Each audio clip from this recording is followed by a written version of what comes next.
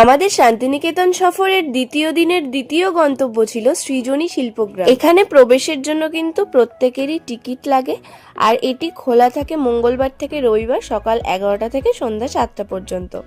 সোমবার কিন্তু এটা পুরোপুরি বন্ধ থাকে। প্রবেশ মূল্য বড়দের জন্য 20 টাকা এবং ছোটদের জন্য 10 টাকা। এবং আপনি যদি ফটোগ্রাফার হন বা প্রফেশনাল ফটোগ্রাফি বা ভিডিওগ্রাফি করতে চান তাহলে কিন্তু ক্যামেরার চার্জ আলাদা লাগবে।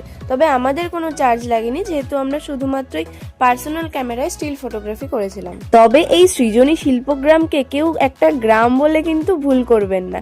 এটা বলা যায় একটা শিল্পকর্মের জাদুঘর, যেখানে অনেক ধরনের শিল্প, অনেক সংস্কৃতি, অনেক স্থাপত্য একই জায়গায় রয়েছে। 26 বিঘা জমির উপর অবস্থিত এই কেন্দ্রটি শান্তিনিকেতনের কাছে গ্রামীণ জীবনের স্বাদ, লোকশিল্প এবং বিভিন্ন রাজ্যের ঘরবাড়ি প্রদর্শন করে। এই যে ভিডিওতে যেটা দেখতে পাচ্ছেন, এই গ্যালারিটা হলো আদি ক্রান্তি গ্যালারি। এই প্যাভিলিয়নটি পুরো ভারতের বিরসা মুন্ডা, সিধু কানু, তিলক মাঝি, লক্ষণ নায়ক এই বিভিন্ন আদিবাসীদের বীরদের উদ্দেশ্যে কিন্তু উৎসর্গ করা রয়েছে। সেখান থেকে আরেকটু হেঁটে গেলেই দেখা যাবে বাউলের গান। এখানে কিন্তু অনেক বাউলেরা আসেন মাঝে মাঝেই গান করতে। আমরা যখন গেছিলাম এখানে দুজন উপস্থিত ছিলেন, তাদের সাথে কিছুটা সময়ও কাটালাম, আর গানগুলো কি সুন্দর করছিলেন।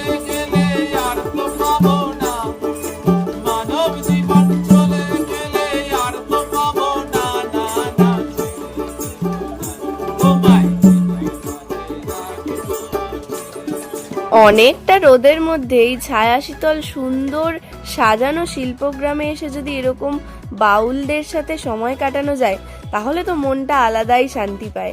আর এটা দেখার পর আমরা আরেকটু এগিয়ে গেলাম, আর গিয়ে দেখলাম এখানে কি সুন্দর হাঁসেরা জলকেলি করছে। আর এরপর আরেকটা জায়গা দেখলাম, যেটা এখানে কিন্তু অনেকগুলো ঘর করা রয়েছে, প্রত্যেকটা রাজ্যের আলাদা আলাদা। এই প্রত্যেকটা রাজ্যের যে লোকশিল্প, অস্ত্র বা যাদের যে ট্র্যাডিশন রয়েছে সেটা নিয়েও কিন্তু এক একটা আলাদা আলাদা ঘর করা রয়েছে। যেমন ত্রিপুরা, আসাম, মণিপুর, মেঘালয়, বিভিন্ন জায়গার ঘর কিন্তু এখানে রয়েছে। ওড়িশা আর বাংলার ঘর ছিল অনেকটা বড়, যেহেতু একদম কাছাকাছি দুটো রাজ্য। এই ঘরগুলোর স্থাপত্য শৈলী এবং ভেতরের সাজসজ্জা দর্শনার্থীদের কিন্তু মুগ্ধ করে। এটাকেই বলা হয় আদি বিম্ব। এটি একটি লোকচিত্রের আর্ট গ্যালারি, যেখানে বিভিন্ন রাজ্যের গ্রামীণ শিল্পকর্ম প্রদর্শন করা হয়। প্রত্যেকটা কাজই একদম নিখুঁত এবং এই দেওয়াল চিত্রগুলো অসাধারণ। পুরোপুরি মণিপুর নৃত্যশৈলীটাকে কিন্তু এখানে তুলে ধরা রয়েছে। মণিপুরি নৃত্যশৈলীর সমস্ত জিনিস